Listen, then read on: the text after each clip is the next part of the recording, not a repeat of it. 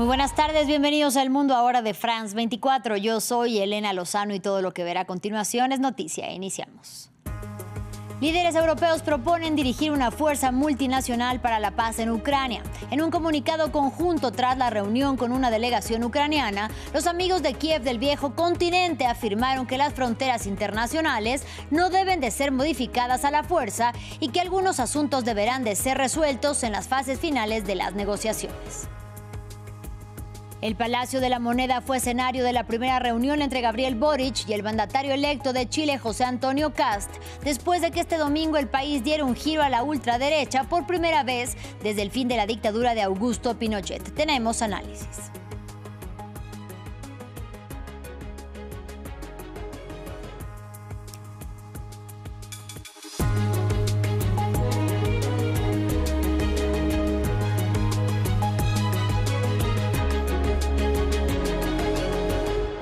Iniciamos en Berlín, donde líderes europeos proponen dirigir una fuerza multinacional para la paz en Ucrania. En un comunicado conjunto tras la reunión con una delegación ucraniana, los amigos de Kiev del viejo continente afirmaron que las fronteras internacionales no deben de ser modificadas a la fuerza y lo hicieron en referencia a la presión de Washington para que Ucrania ceda el territorio del Donbass a Rusia. Con el aval del gobierno del presidente ucraniano Volodymyr Zelensky, además puntualizaron que algunos asuntos deberán de ser resueltos en las fases finales de las negociaciones con Moscú. Escuchemos.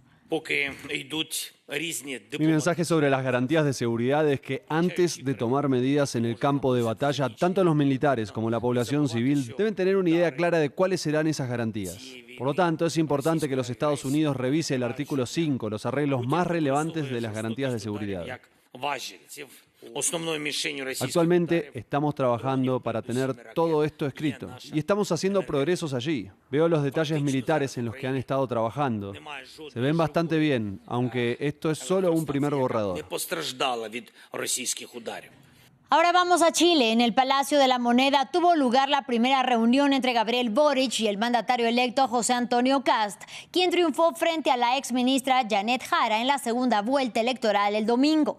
El actual presidente de izquierda agradeció al ultraderechista su disposición para llevar a cabo una transición pacífica y dijo que todo será a favor del pueblo chileno. Con el triunfo del que fuera 3 veces candidato, se confirma un drástico giro a la derecha en América Latina. Y para hablar sobre el tema, saludo con mucho gusto a Catalina del Real, quien es diputada del Partido Republicano de Chile, la fuerza política de Kast. Bienvenida y gracias por la comunicación.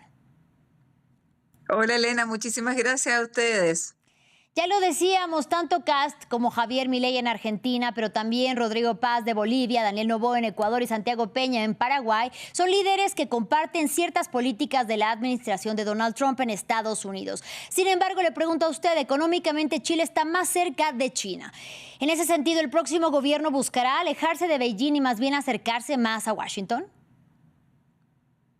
Mira, la verdad que para nosotros, tanto Estados Unidos como China son 2 socios comerciales muy importantes, los 2 más importantes que tenemos a nivel mundial. Por lo tanto, la idea es seguir con ellos fortaleciendo las relaciones comerciales. Quizás en este gobierno que tuvimos con el presidente Boric, eso se vio un poco afectado con algunos de sus comentarios hacia el presidente Trump. Pero sin embargo, Chile siempre ha dependido mucho de los 2 países y esa es la idea, mantener nuestras estupendas relaciones comerciales con ambos y mantener una diplomacia que es de largo plazo. Para nosotros en Chile el tema internacional es un tema de Estado y que trasciende a los gobiernos, que no debería cambiar con un presidente u otro. Dicho esto, con la elección de José Antonio Kast, el llamado Triángulo de Litio, que incluye por supuesto a Chile, pero también a Argentina y a la propia Bolivia, que decíamos gobernadas por la derecha, queda por primera vez bien alineado con Estados Unidos. ¿Qué planes tiene al respecto el próximo gobierno? Mira, la verdad que el próximo gobierno del presidente Kast va a ser un gobierno de emergencia, porque Chile se ha visto con muchos problemas en estos últimos 4 años. Ustedes recordarán que tuvimos una crisis social el año 2019, que con una revuelta, con un tema muy agudo, muy complejo. Después de esa crisis del 19 vino este gobierno del presidente Boric, un gobierno de izquierda, que la verdad que no lo hizo bien. Hemos quedado con un problema grave en tema económico, en tema de empleo. Hoy día tenemos el mayor desempleo femenino de la historia de Chile. Y además una crisis muy grande en tema de delincuencia e incluso de terrorismo internacional. Tenemos muchos problemas en cierto sector del sur y sobre todo con la cantidad de migración ilegal que cruza nuestras fronteras. Entonces, la promesa del presidente Kast es justamente abordar este gobierno de emergencia poniendo mucho énfasis en el tema de migración ilegal, de delincuencia, de volver a atraer capitales internacionales que en esta crisis y en estos 4 años se han ido casi todos. Estamos con muy poca inversión extranjera. Por lo tanto, la idea es consolidar los lazos con los distintos países para fortalecer el comercio internacional, y eso incluye, por supuesto, a Estados Unidos y a otros países.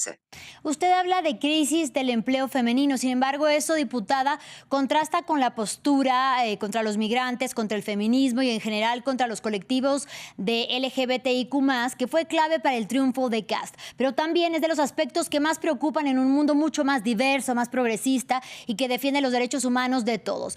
¿Qué elemento de la agenda global de la extrema derecha fueron los más importantes para este triunfo de Kast y por qué no gobernar con todos y para todos, diputada?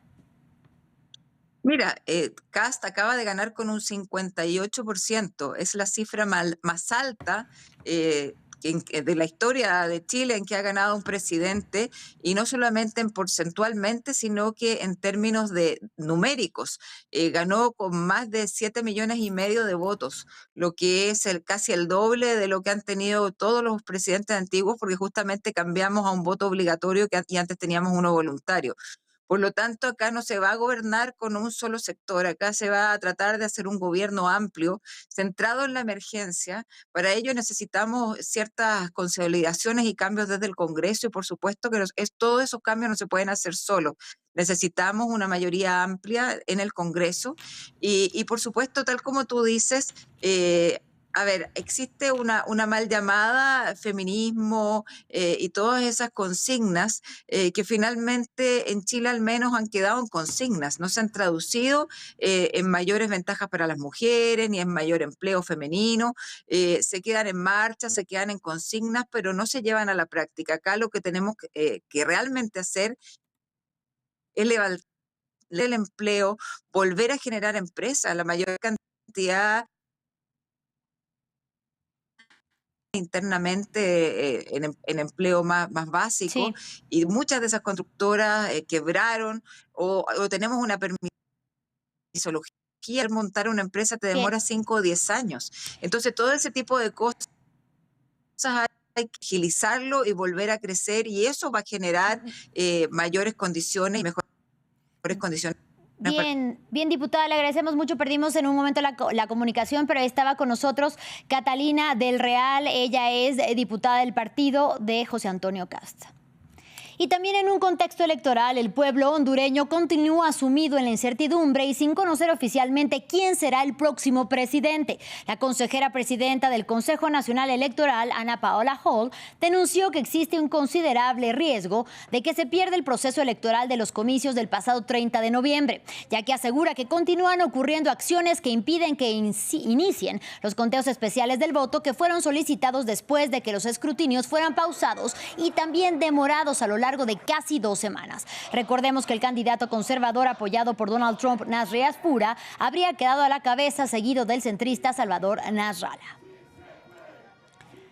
Continuamos en Gaza. Las fuertes lluvias agravan la crisis humanitaria en medio de un frágil alto el fuego con Israel. Edificios dañados por la ofensiva israelí que cobró la vida de más de 70,000 personas se derrumban en el devastado enclave palestino, cobrando aún más vidas y complicando la recuperación de los cuerpos de palestinos bajo los escombros. Samuel Salgado Castro con la historia.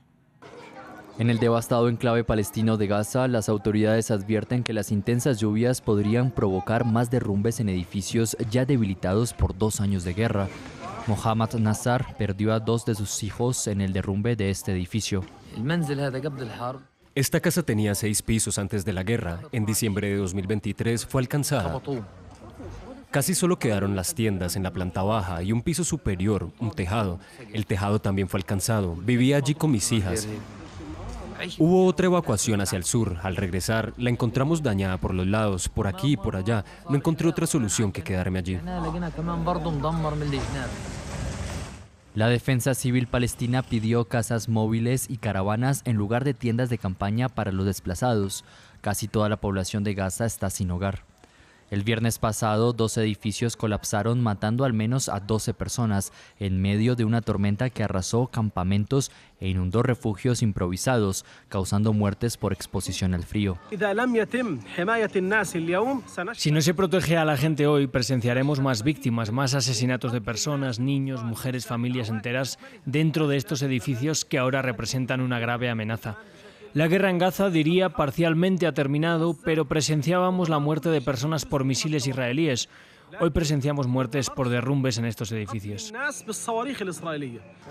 Mientras tanto, los equipos de rescate luchan por recuperar unos 9.000 cuerpos aún enterrados bajo los escombros de los bombardeos israelíes.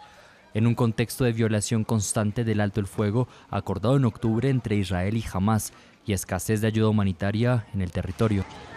En otro orden de ideas, en Estados Unidos siguen las investigaciones para dar con el paradero del tirador que abrió fuego el sábado en un salón de clases de la Brown University en la ciudad de Providence, estado de Rhode Island, y mató a 2 estudiantes y dejó heridos a 7. Un hombre que fue considerado persona de interés en un principio fue liberado hoy, y agentes de la policía buscan puerta por puerta material videográfico de hogares aledaños al centro educativo que les permita dar con el tirador. Esta es la primera vez que algo así ocurre en una Ivy League y creo que cualquier estudiante, incluso no importa la escuela, que algo así suceda en un lugar como Brown. Creo que va a cambiar para siempre la perspectiva de la escuela, la seguridad de la escuela y lo que la gente piensa en sus cabezas cuando mencionan a Brown.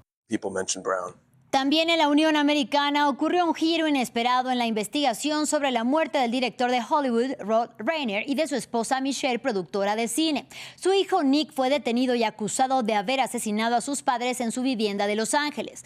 A los 78 años, Rob Reiner fue un actor galardonado con premios Emmy antes de convertirse en uno de los directores más prolíficos de décadas de los años 1980 y 1990. Los detalles en el siguiente informe. Rob Reiner, encontrado muerto junto a su esposa Michelle en su casa de Los Ángeles, fue el autor de numerosos éxitos comerciales de Hollywood en los años 80 y 90. El director de las comedias de culto Cuando Harry conoció a Sally y La princesa prometida tenía 78 años. Hijo del legendario comediante estadounidense Carl Reiner, comenzó su carrera como actor y ganó 2 premios Emmy por el papel de Michael Stevich, el yerno hippie de la serie All in the Family. Su primera experiencia detrás de cámara fue con el falso documental This is Spinal Tap en 1984. Luego encadenó éxitos de taquilla con películas como La princesa prometida y la ya clásica Cuando Harry conoció a Sally, con Billy Crystal y Meg Ryan. Reiner dominaba tanto la comedia como el thriller, así como las películas de juicios como Cuestión de Honor, por la que obtuvo una nominación al Oscar en 1992. A finales de los años 90, el éxito de Reiner comenzó a decaer, aunque su película Antes de partir con Jack Nicholson y Morgan Freeman fue un enorme éxito en 2007. Continuó interpretando papeles secundarios en sus propias películas y en las de otros directores como Woody Allen, Mike Nichols y Martin Scorsese. Sus últimas realizaciones fueron mal recibidas por la crítica y por el público.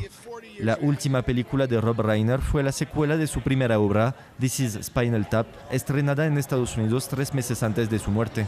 Y no han pasado todavía ni 24 horas desde que fueron encontrados sin vida el director y la productora de cine, cuando el presidente de Estados Unidos, Donald Trump, arremetió en contra de Rob Reiner. En su red social Truth Social, lo acusó de mantener una obsesión enfermiza en su contra. Algo muy triste sucedió anoche en Hollywood. Rob Reiner, un torturado y luchando, pero una vez muy talentoso director de cine y estrella de la comedia, ha fallecido junto con su esposa Michelle, al parecer debido a la ira que causó a otros a través de su masiva, inflexible e incurable aflicción con una enfermedad que incapacita la mente conocida como síndrome de trastorno Trump, a veces referido como TDS. Se sabía que había llevado a la gente loca por su furiosa obsesión con el presidente Donald J. Trump, con su paranoia obvia alcanzando nuevas alturas cuando la administración de Trump superó todas las metas y expectativas de grandeza y con la edad de oro de América sobre nosotros, tal vez como nunca antes. Que Rob y Michelle descansen en paz. Así llegamos al final de este espacio informativo. Gracias por su compañía y hasta la próxima.